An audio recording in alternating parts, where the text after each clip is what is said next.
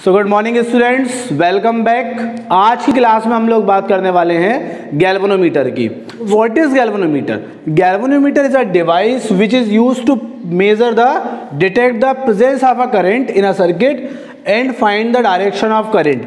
मतलब यदि हमें किसी सर्किट में करंट को मेजर करना है या करंट को डिटेक्ट करना है तो हम किसका यूज करेंगे? गैल्वेनोमीटर का। ठीक है। And galvanometer is also use to find the direction of current. अब टाइप्स ऑफ गैल्वेनोमीटर। गैल्वेनोमीटर कितने टाइप्स के होते हैं? First, moving magnet galvanometer. Second, moving coil galvanometer. यदि हम इसके प्रिंसिपल की बात करें, when a current carrying coil place in a magnetic field it experience a torque. हमने लास्ट क्लास में भी देखा है, यदि हमारे पास एक कॉइल है जिसमें करंट फ्लो हो रहा है और यदि वो मैग्नेटिक फील्ड में रखी हुई है तो उसके ऊपर एक टॉर्क एक्ट करता है। ठीक है। इसका मतलब दो चीजें वहां पर हैं, एक मैग्नेट है और दूसरा क्या है? कॉइल है, अ करंट कैरिंग कॉइल। तो यहां पर इन दोनों में से कोई एक चीज मूव करती है। यदि गैल्वेनोमीटर में मैग्नेट भी मूव कर सकता है और कॉइल भी मूव कर सकती है, कोई भी एक चीज।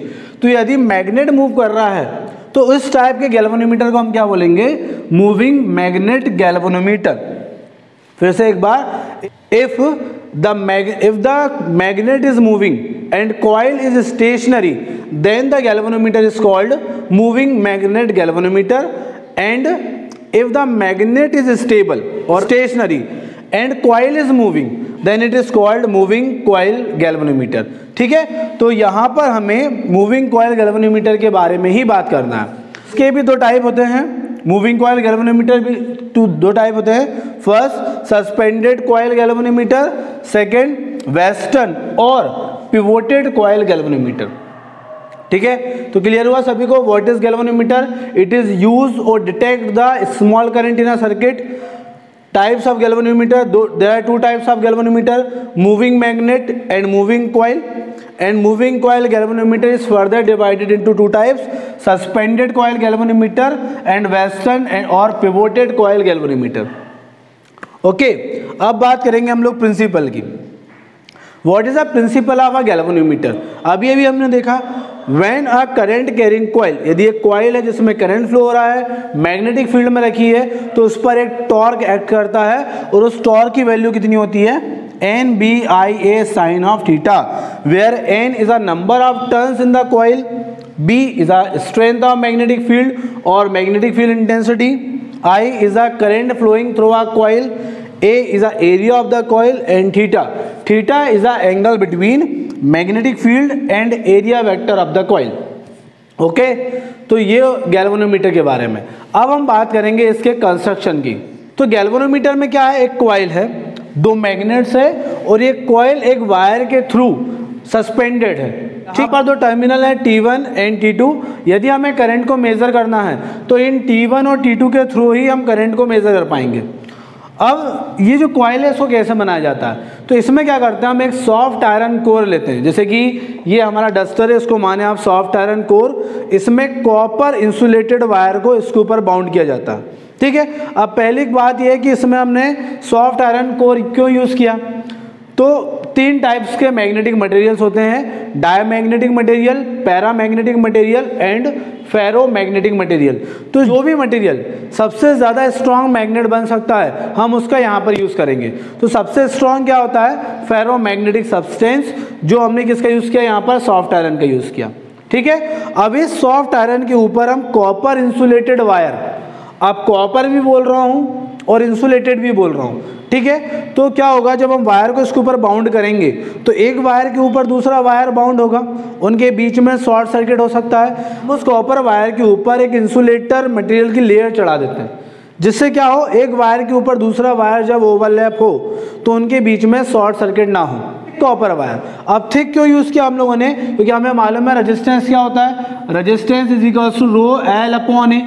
यदि एरिया ज़्यादा होगा तो रेजिस्टेंस क्या होगा? कम होगा। इसलिए हम लोग कॉइल कैसे बनाएंगे? एक सॉफ्ट आयरन कोर लेंगे, उसके ऊपर थिक इंसुलेटेड कॉपर वायर को बाउंड करेंगे। तो ये तरीका होता है किसी भी कॉइल को बनाने का। ओके। उसके बाद यहाँ पर दो मैग्नेट्स होती हैं, इन्हें हम बोलते हैं horse shoe magnet. Horse shoe magnet. अब यहाँ पर हमने ये स्ट्रेट, ये जो बार मैग्नेट का यूज़ क्यों नहीं किया, हम लोगों ने इस तरीके से जो सिलेंड्रिकल मैग्नेट भी बोल सकते हैं, हमने यहाँ पर सिलेंड्रिकल मैग्नेट का यूज़ क्यों किया, तो अब यहाँ पर देखेंगे हम, यदि हम ऐसा बार मैग्नेट यूज़ करते हैं तो मैग्नेटिक फील्ड ऐसी स्ट्रेट बनती। यदि इसमें हम यहाँ पर एक कॉइल को रखेंगे तो उस कॉइल के ऊपर कितना टॉर्क लगेगा, NBIA साइन ऑफ थीटा, इतना टॉर्क उसके ऊपर लगता है। Where N is a number of turns in a coil, B is a magnetic field, I is a current flowing through a coil and A is a area of the coil and theta is a angle between the magnetic field and area vector. ठीक है, तो यदि हम इस duster को अभी coil माने और यदि हम यहाँ पर कॉइल को रखें तो ये हम कॉइल का फ्रंट फेज मान लेते हैं, तो ये हो गई कॉइल के एरिया वेक्टर की डायरेक्शन। ओके, यदि कॉइल ऐसा रखा हुआ है, मैग्नेटिक फील्ड इस तरफ है और एरिया वेक्टर उसके परपेंडिकुलर है, तो यहाँ पे थीटा क्या हो गया 90, साइन 90 इज 1, तो टॉर्क की मैक्सिमम वैल्यू कितनी हो जाएगी NBIA, और ये क्या कहलाएगी उसकी मैक्सिमम वैल्यू। तो हमने क्या देखा, जब हमने कॉइल को रखा तो उस समय उस पर मैक्सिमम टॉर्क लग रहा था, जैसे ही टॉर्क लगा ये रोटेट की, जैसे ये रोटेट करेगी, अभी क्या मैग्नेटिक फील्ड और एरिया वेक्टर के बीच में का एंगल अभी भी परपेंडिकुलर है क्या, अब ये परपेंडिकुलर नहीं है। अब हमारी कॉइल कैसे हो गई है, कुछ एंगल से रोटेट कर गई है ये कॉइल। ठीक है, अब ये है एरिया वेक्टर और ये डायरेक्शन है मैग्नेटिक फील्ड की, अब इनके बीच में कुछ एंगल है, तो क्या अभी भी मैक्सिमम टॉर्क लगेगा, नहीं लग पाएगा। तो जब कॉइल रखी हुई है perpendicular to a magnetic field, तब तो मैक्सिमम टॉर्क, जैसे टॉर्क मैक्सिमम लगा, ये कॉइल ने रोटेट करना स्टार्ट किया, अब ये मैक्सिमम नहीं रह गया, अब टॉर्क क्या हुआ, कम हो गया। ठीक है ना, जब एंगल 90 होगा तब टॉर्क मैक्सिमम होगा, मगर जब 90 से कम होगा या ज़्यादा होगा तब टॉर्क मैक्सिमम नहीं होगा। तो जब उसने स्टार्ट किया तब तो फुल स्पीड से टर्न हुई वो, मगर फिर स्पीड क्या हुई उसकी धीरे धीरे कम हुई, फिर जैसे ही एंगल 90 होगा फिर मैक्सिमम स्पीड से घूमेगी, फिर एंगल धीरे धीरे स्पीड क्या होगी उसकी कम हो जाएगी। यदि हमारा फैन है, फैन में भी यही अरेंजमेंट है, एक कॉइल है और यहाँ पर दो मैग्नेट्स हैं, तो जब परपेंडिकुलर हो उनके बीच का एंगल तो अब फैन एकदम स्पीड से घूमे और फिर हमारी स्पीड क्या हो, स्लो हो जाए, फिर स्पीड तेज फिर स्लो। ठीक है, तो ऐसा नहीं होना चाहिए, इसलिए हम यहाँ पर क्या यूज़ करते हैं, अ रेडियल मैग्नेटिक फील्ड। अब यहाँ पे हमने क्या किया, ये जो पहले मैग्नेट ऐसे रखे हुए थे अब हमने उसको ऐसा कर्ल कर दिया। ओके, अब ये हमने यहाँ पर एक सिलेंड्रिकल सॉफ्ट आयरन कोर रखा, कुछ इस टाइप से इसका टॉप व्यू है, इसको अभी हम सिलेंड्रिकल मान लें तो कुछ हमें ऐसा दिखाई देगा। अब मैग्नेटिक लाइन्स हो चाहे इलेक्ट्रिक लाइन्स हो, it is always perpendicular to the surface of a conductor, वो हमेशा परपेंडिकुलर होंगी। तो हम लोगों ने क्या देखा, अभी जो मैग्नेटिक लाइन स्ट्रेट थी, क्योंकि हमने इसको ऐसा मूव कर्ल कर दिया, अब हमने सिलेंड्रिकल मैग्नेट यूज़ किए, तो यहाँ पर मैग्नेटिक लाइन्स क्या होती है, कुछ इस तरीके से होती है, इन्हें हम क्या बोलते हैं, radial magnetic field. Radial means जो रेडियस के जैसे हो उसे हम क्या बोलेंगे, रेडियल मैग्नेटिक फील्ड। इससे क्या होगा कि अभी हम देखें ये मैग्नेटिक फील्ड है और यहाँ पर कॉइल रखी हुई है, अभी इस मैग्नेटिक फील्ड और ये जो एरिया वेक्टर है इनके बीच का एंगल क्या है 90, तो टॉर्क कितना हुआ मैक्सिमम। अब ये रोटेट करना स्टार्ट होगा, जैसे ही ये रोटेट करके इस तरफ आया, ठीक है, अब हम इस मैग्नेटिक फील्ड को देखेंगे, तो यहाँ पर ये मैग्नेटिक फील्ड और एरिया वेक्टर अभी भी एंगल कितना हो गया 90, फिर ये रोटेट करने के बाद ऐसा आया, अब हमने इस मैग्नेटिक लाइंस को देखा और अभी ये एरिया वेक्टर है, अभी भी एंगल कितना है 90। कहने का मतलब ये है, चाहे हमारा कॉइल ऐसी रखी हो तब भी एरिया और मैग्नेटिक फील्ड के बीच का एंगल 90, यदि हमने उसको टर्न करा के वो कॉइल ऐसे हो गई है तब भी इस कॉइल का एरिया वेक्टर और इस मैग्नेटिक फील्ड के बीच का एंगल 90। मतलब कॉइल कैसे भी रोटेट करेगी, हमेशा मैग्नेटिक फील्ड और एरिया वेक्टर के जो बीच एंगल है वो कितना होगा, मैक्सिमम होगा, 90 होगा, और उस पर हमेशा मैक्सिमम टॉर्क लगेगा और वो अपनी स्पीड से रोटेट करेगी। इसलिए यहाँ पर हमें कैसे मैग्नेट्स लेना होता है, रेडियल मैग्नेटिक फील्ड, मतलब हॉर्स शू मैग्नेट, इस टाइप से हमने मैग्नेट लिया यहाँ पर। अब कॉइल का जो एक एंड है वो एक टर्मिनल T1 से और दूसरा एंड इस स्प्रिंग से होता हुआ टर्मिनल T2 से, ठीक है। और यदि हमें करंट को फ्लो कराना है तो इन दो टर्मिनल का ही हमें यूज़ करना होगा। जिस भी सर्किट में हमें करंट मेजर करना है, ये T1 T2 टर्मिनल जाके उससे हम कनेक्ट कर देंगे, करंट फ्लो होगा इस कॉइल के थ्रू, ठीक है। जब इस कॉइल में से करंट फ्लो होगा, अ current carrying coil place in a magnetic field, it experience a torque, और टॉर्क लगेगा तो ये रोटेट करेगी। हम इसके साथ एक पॉइंटर लगा देते हैं, या हमने एक पॉइंटर लगा दिया, ठीक है, और यहां पर हमने एक स्केल बना दिया।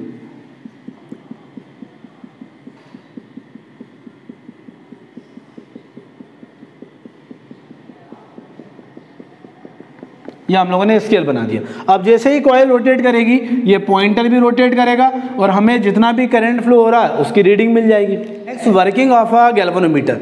अब यदि हम वर्किंग की बात करें, देखिए जिस भी सर्किट में हमें करंट को मेजर करना है वहां पर हम T1 और T2 को कनेक्ट करेंगे और इस वायर के थ्रू इस कॉइल में करंट फ्लो होगा, ठीक है। फिर हमें मालूम है when a current carrying coil place in a magnetic field, it experience a torque, और वो टॉर्क की वैल्यू कितनी होगी?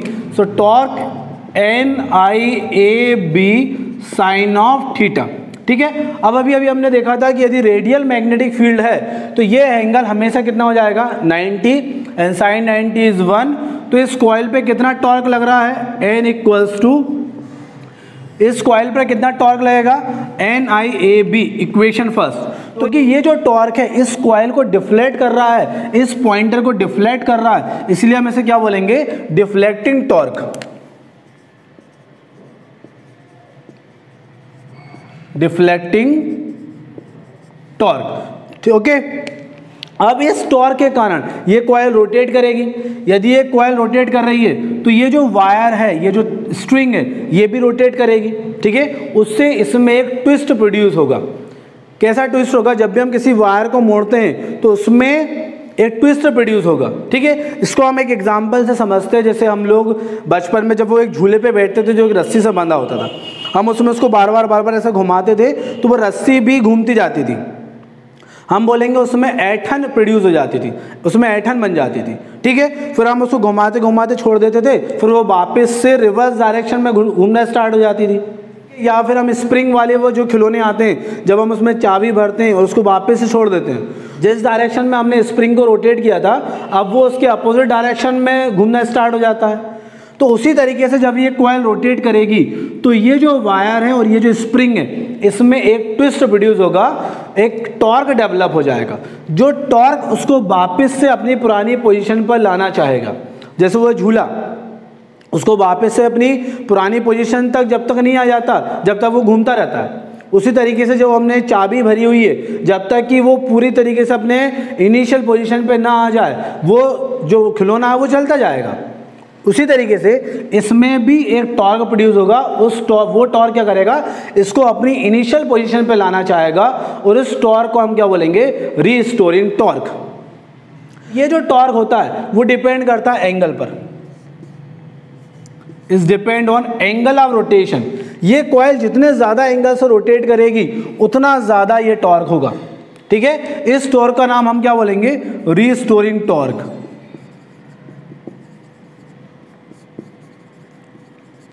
ओके।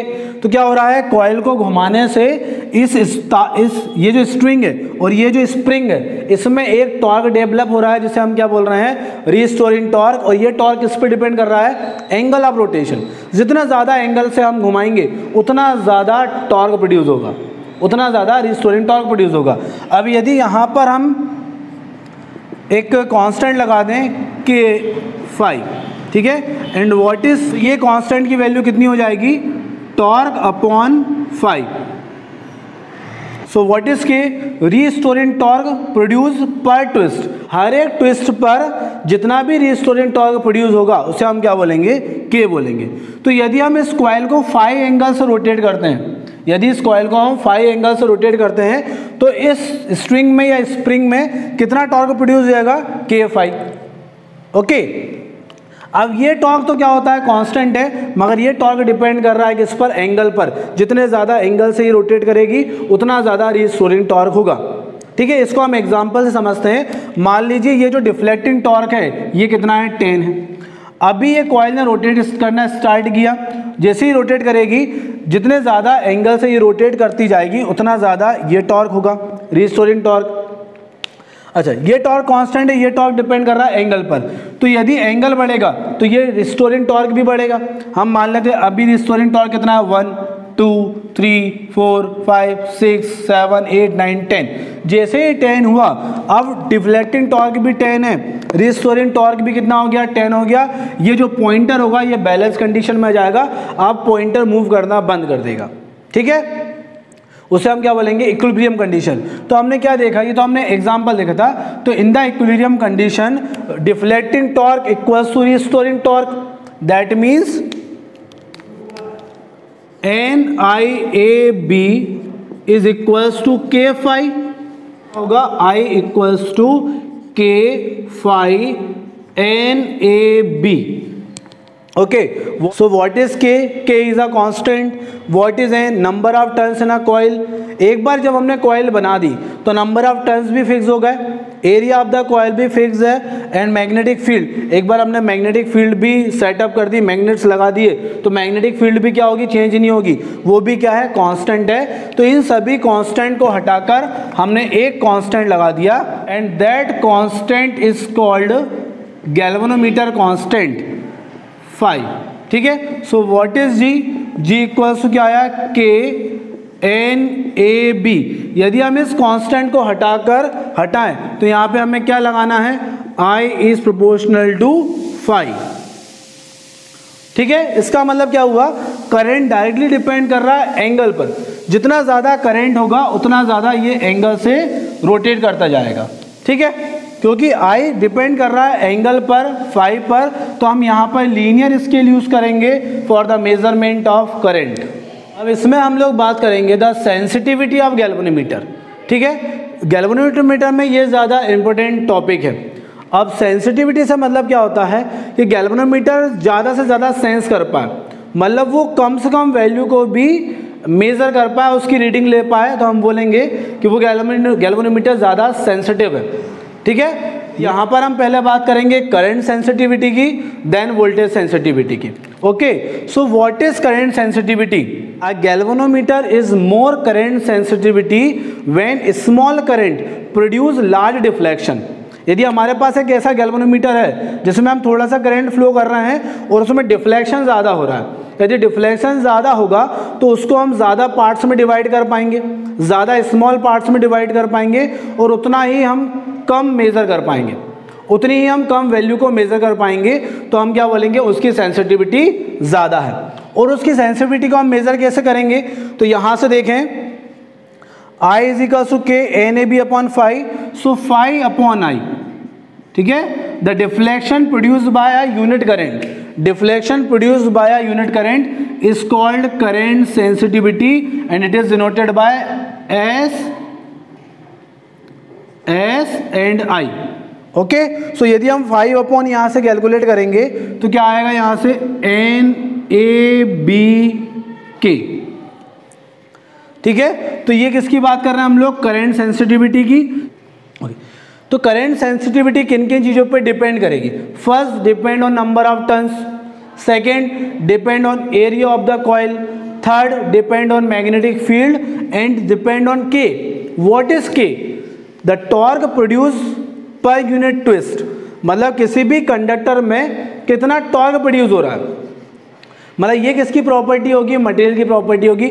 अलग अलग मटेरियल में अलग अलग टॉर्क प्रोड्यूस होगा, ठीक है। तो ये किसकी प्रॉपर्टी है, कि एक मटेरियल की प्रॉपर्टी होगी, the torque produce per unit twist. किसी मटेरियल में ज़्यादा टॉर्क होगा, किसी मटेरियल में कम टॉर्क होगा, तो हमें यहाँ पर कौन सा मटेरियल यूज़ करना है जिसमें टॉर्क कम प्रोड्यूस हो रहा है, ठीक है। इसलिए हम उस वायर को या उस कॉइल स्प्रिंग को किसकी लेते हैं, फॉस्फोरस ब्रॉन्ज की, ठीक है। देन वोल्टेज सेंसिटिविटी क्या होगी, what is voltage sensitivity? If a small voltage produce a large deflection, same जैसे करंट के केस में बताया हम लोगों ने, the deflection produce by a unit voltage is called voltage sensitivity. यदि V voltage phi deflection produce कर रहा है तो यूनिट वोल्टेज कितना करेगा, फाई अपॉन B, तो this is called voltage sensitivity phi upon V. Okay, इसको और हम आगे सॉल्व कर सकते हैं। यदि V equals to I R by Ohm's law, so phi I R and phi upon I is N A B upon K, तो यहां से जो वोल्टेज सेंसिटिविटी होगी वो कितनी होगी, एन ए बी अपॉन, यहां से 5/I की वैल्यू यहां से पुट की, so N A B K R, that means voltage sensitivity किन किन चीजों पे डिपेंड कर रही है, number of turns in the coil, area of the coil, magnetic field and what is K, restoring torque पर ट्विस्ट मतलब मटेरियल पर, and R is a resistance of the coil. इन सारी चीजों पे डिपेंड कर रही है। अब यहां पर एक क्वेश्चन ये आता है कि यदि हम करंट सेंसिटिविटी को बढ़ाएं तो क्या ये जरूरी है कि वोल्टेज सेंसिटिविटी भी बढ़े।